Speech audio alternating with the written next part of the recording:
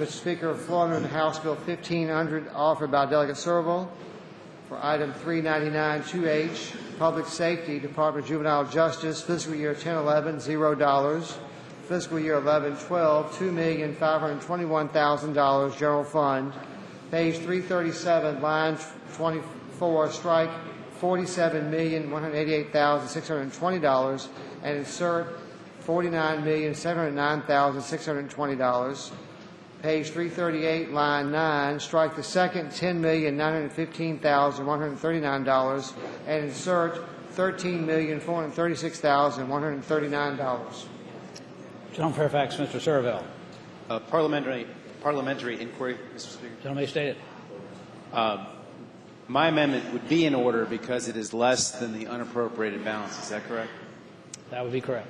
Okay. Thank you, Mr. Speaker. Speaking to the amendment. Gentleman has the floor. Thank you, Mr. Speaker. As we all know today, transportation is important, but from my point of view, it's just wrong to put kids in jail to pay for roads, and that's what this one's about. Folks, this amendment is about providing juvenile sentencing alternatives. It's a $2.5 million amendment to restore funding to the Virginia Community Crime Control Act. As we all know, the roots of juvenile crime are frequently situational. It's family problems, abuse, mental health problems. You're dealing with families with limited resources. Mr. Speaker. Gentleman Shando, Mr. Will the gentleman yield for a question? Gentleman yield? Sure. Sure.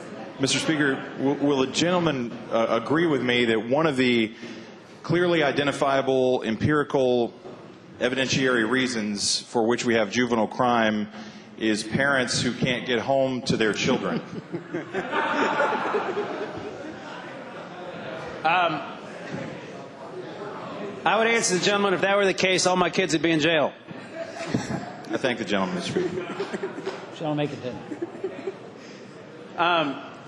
Mr. Speaker, but one of the most important ways we can keep kids out of jail is to fund alternative programs, and that's why the VGCCCA was adopted. It was adopted in 1995 to establish a community-based system of progressive intensive sanctions that correspond to the severity of the offense and treatment needs.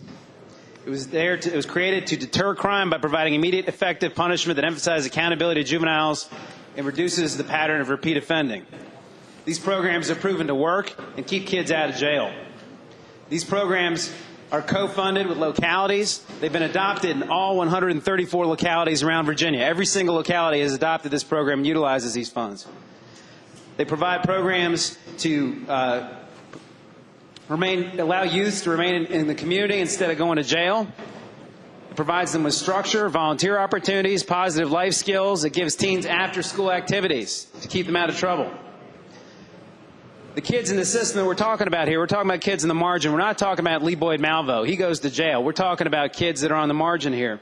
And what this program does is it keeps kids out of trouble. Why do we need these programs?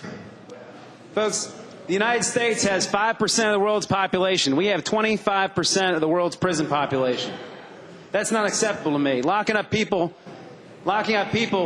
is not working in the United States. Our crime rates are not any better than a lot of other places, and we lock a lot of people up. And locking up children really does not work.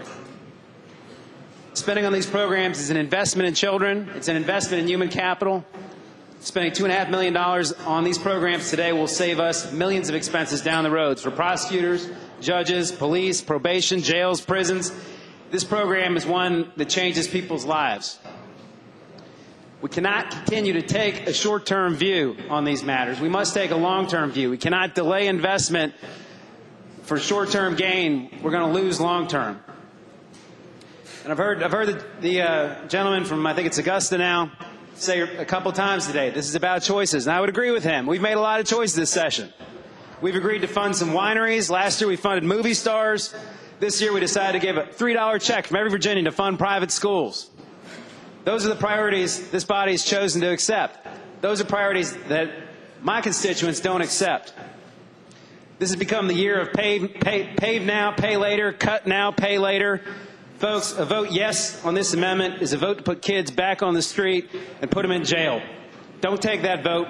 Don't sacrifice our kids' future on the altar of asphalt paid for by debt. Vote no on this amendment, gentlemen. Thank you. Gentleman from Frederick, Ms. Sherwood. Sorry, vote yes on my amendment. I'm sorry.